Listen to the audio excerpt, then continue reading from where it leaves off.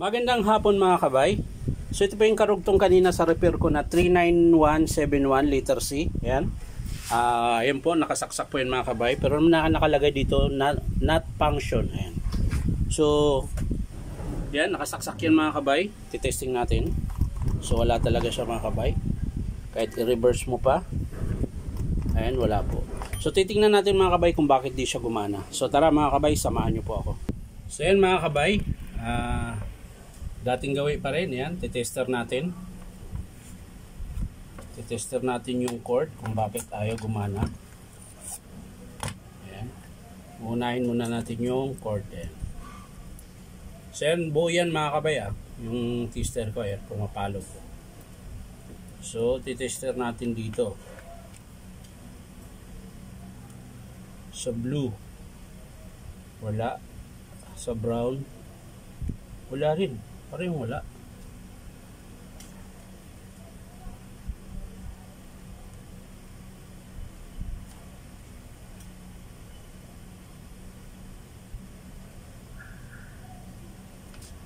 So yun, meron. Yung blue, mga kabay, meron. Dito tayo sa brown.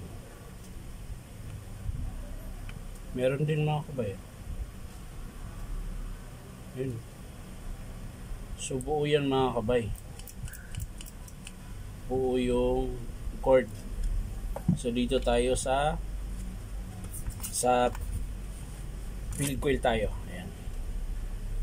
Titester natin yung field coil. Oh, meron na.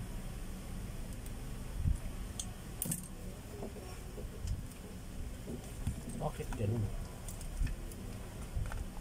Minsan meron, minsan wala. Okay. So titest natin dito mga kabay, bakit gano'n. Saksak natin ulit. Gagalaw-galawin natin to.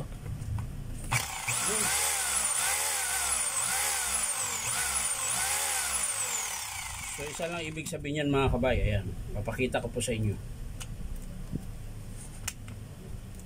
Ayan, mag-lock. Ayan.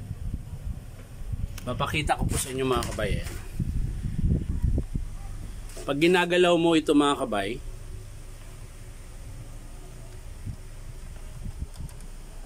ayan, wala na.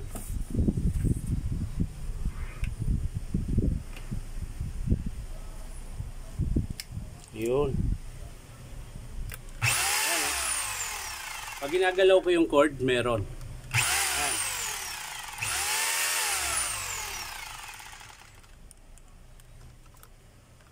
So, check natin to mga kabay. Ito, yung pinakapuno nito.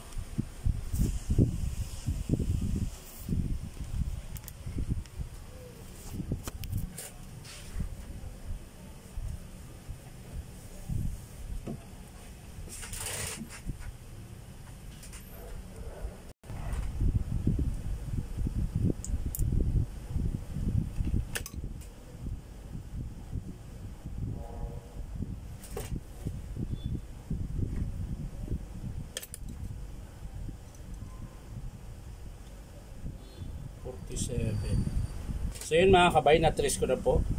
Hindi lang po ito ang sira, pati po itong brush holder. Ayan. Kasi pansinin nyo po mga kabay, nakarekta na to. Ayan. Ayan. Yan yung sa switch.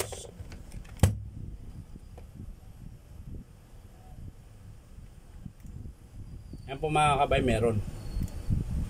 Ayan. Pag nagalaw to, yung brush holder ayaw gumana. Yan, sinagad ko, meron. Ayan. So ang papalitan natin dito mga kabay, yung plug tsaka yung brush holder. Pero bago yan mga kabay, bago natin papalitan yung plug tsaka yung brush holder, ititesting muna natin yung hammer kung gumagana mga kabay. So tara.